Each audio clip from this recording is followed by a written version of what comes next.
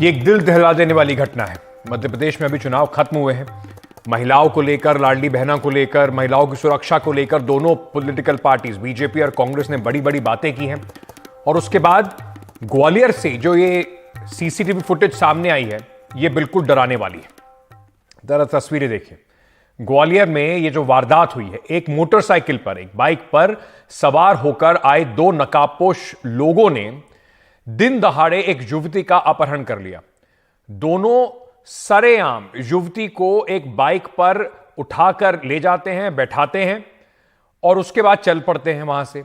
यह युवती बस से उतरी थी और यह ई रिक्शा में कहीं जा रही थी। जब आरोपियों ने इस घटना को अंजाम दिया, तब ये, जैसे मैंने आपको बताया, बस से उतर के ई रिक्शा में जा रही थी। इन्होंने उसको रोका, मोटरसाइकिल पर इसको देखिए किस तरीके से लेके जाते हैं और ये बैठाया जाता है इस युवती को। दोनों लोगों ने अपने मुंह ढके हुए हैं और ये उसको लेकर चले जाते हैं। घटना शहर के सबसे पॉश इलाके झांसी रोड की है। यहां पर पूरी घटना एक पेट्रोल पंप के सीसीटीवी कैमरे में कैद हो गई। युवती भिंड की बताई जा रही है। घटना की सूचना मिलने के बाद पुलिस ने तत्काल चेकिंग और नाकेबंदी शुरू कर दी है, लेकिन अभी तक ना तो युवती का ना ही इन अपराधियों का कोई सुराग मिल पाया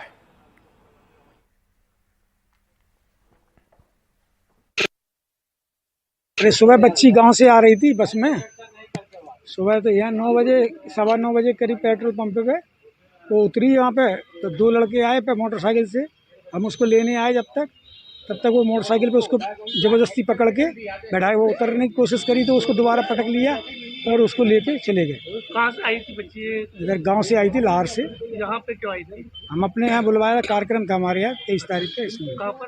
कैलाश टॉकीज सुबह की आज की घटना है और इसमें जो भी परिजनों से बात की है तो ये लोग मूलतः भिंड के रहने वाले हैं जो परिजन हैं, और वहाँ से ही आए थे, बस स्टैंड पे उतरे हैं और फिर ये मोटरसाइकिल पे दो लड़के जो है इसको, लड़की को लेके गए।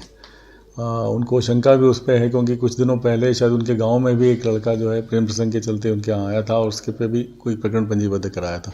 तो हम लोग उस पर प्रकरण पंजीबद्ध करके इनकी तलाश करवा रहे हैं और शीघ्र इनको पकड़ें। और उनके गांव के जहाँ मूलतः रहने वाले हैं वहीं का एक लड़के का नाम आया है जो पहले भी इस तरह का कुछ प्रयास वहाँ पे भिंड में भी कर चुका, घर पे आया था और इस तरह की बात आई।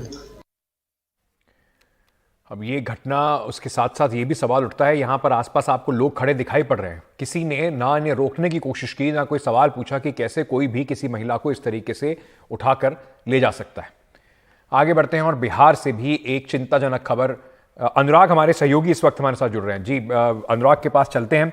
अनुराग, ये जो घटना हुई है, दो पहलू इसके सामने नजर आ रहे हैं। तफ्तीश होगी, पता चलेगा कि क्या क्या हुआ, क्यों हुआ और किस तरीके से ये पूरा मामले को अंजाम दिया गया। लेकिन एक कि इतने हौसले बढ़े हुए हैं कि किसी भी तरीके से शहर के बीचों बीच किसी को भी मोटरसाइकिल पर उठा के इस तरीके से ले जाया जाए, और दूसरा आसपास जनता खड़ी है, किसी का इतनी भी हिम्मत नहीं कि उठा के कम से कम शोर ही मचाएं, उसे रोकने की कोशिश करें। बिल्कुल अंकित, आपने पुलिस का बयान सुना होगा। ये भी एक कम चिंताजनक बयान नहीं है। अगर मान लीजिए किसी का किसी के साथ प्रेम प्रसंग भी है तो क्या सरेराह पर उसको उठाकर लिया जाएगा, क्योंकि पुलिस उसी ओर इशारा कर रही है बार बार।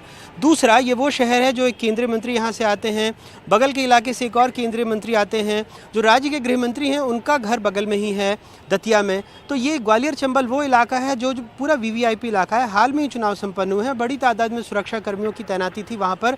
बावजूद इसके एक 19 साल की लड़की को दिन दहाड़े उठा लिया जाता है। मध्य प्रदेश वैसे भी अगर आप राष्ट्रीय अपराध ब्यूरो के आंकड़े देखें तो लगातार उन राज्यों में शुमार रहता है जो महिलाओं के प्रति अपराध में नंबर 1 या नंबर 2 या पहली 3 पायदान पर रहते हैं। एक बात। दूसरी बात, आपने बिल्कुल ठीक कहा है, उस पेट्रोल पंप पर कम से कम 4 से 5 युवक दिख रहे हैं जो पेट्रोल भरवा रहे हैं। बावजूद उसके एक लड़की को 19 साल की एक बाइक पे जबरन बिठाया जाता है। आगे में एक शख्स ने हेलमेट पहना है, दूसरे ने कपड़े से मुंह ढांपा है, लेकिन सिवाय आश्चर्य व्यक्त करने के कोई ये जानने की कोशिश नहीं करता है, कोई इन्हें रोकने की कोशिश नहीं करता कि आखिर उसको वो लेकर कहाँ जा रहे हैं। तीसरी तरफ अगर पुलिस को ये पता है कि संदिग्ध कौन कौन है, तो सुबह 9:30 बजे की घटना है, परिजनों ने तुरंत एफआईआर करवाई थी। अब शाम के 6 बजने वाले हैं, 5:30 बज चुके हैं।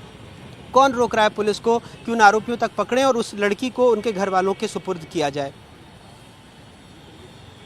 बहुत चिंताजनक घटना है। अनुराग ने लगातार जो पूरा चुनाव की कैंपेन है उसमें किस तरीके से महिला सुरक्षा का मुद्दा इतना बड़ा बनाकर उठाया गया था, उसका एक जीता जाता उदाहरण इस वक्त दिखाई पड़ रहा है ग्वालियर से। अनुराग, बहुत बहुत शुक्रिया हमारे साथ जुड़ने के लिए।